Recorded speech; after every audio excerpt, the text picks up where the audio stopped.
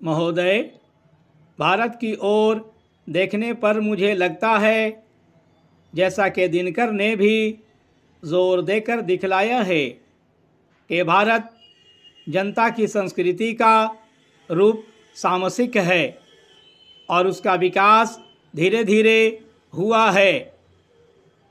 एक ओर तो इस संस्कृति का मूल आर्यों से पूर्व मोहनजोदड़ो आदि की सभ्यता तथा द्रविड़ों की महान सभ्यता तक पहुँचता है। दूसरी ओर इस संस्कृति पर आर्यों की बहुत ही गहरी छाप है, जो भारत में मध्य एशिया से आए थे। पीछे चलकर यह संस्कृति उत्तर पश्चिम से आने वाले तथा फिर समुद्र की राह से पश्चिम से आने वाले लोगों से बार बार प्रभावित हुई है। इस प्रकार हमारी राष्ट्रीय संस्कृति ने धीरे धीरे बढ़कर अपना आकार ग्रहण किया।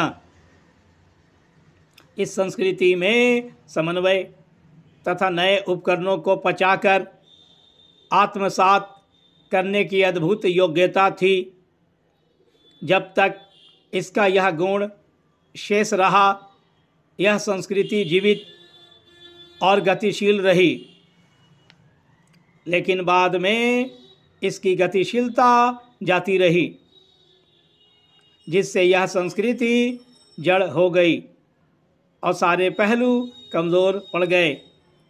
भारत के समग्र इतिहास में हम दो परस्पर विरोधी और प्रतिद्वंदी शक्तियों को काम करते हुए देखते हैं। एक तो वह शक्तिशाली है जो बाहरी उपकरणों को पचाकर और सामंजस्य पैदा करने की कोशिश करती है, और दूसरी वह जो विभाजन को प्रोत्साहन देती है, जो एक बात को दूसरी से अलग करने की प्रवृत्ति को बढ़ाती है। इसी समस्या से एक भिन्न प्रसंग में हम आज भी सामना कर रहे हैं।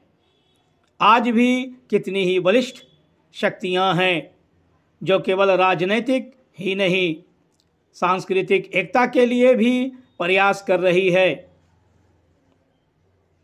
लेकिन ऐसी ताकतें भी हैं जो जीवन में विच्छेद डालती हैं, जो मनुष्य के बीच भेदभाव को बढ़ावा देती है।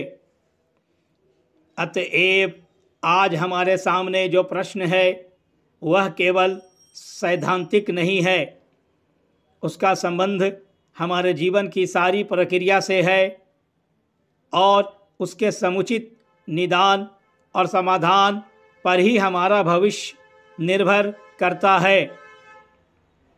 साधारणतः ऐसी समस्याओं को सुलझाने में नेतृत्व देने का काम मनीषी करते हैं, किंतु वे हमारे काम नहीं आए।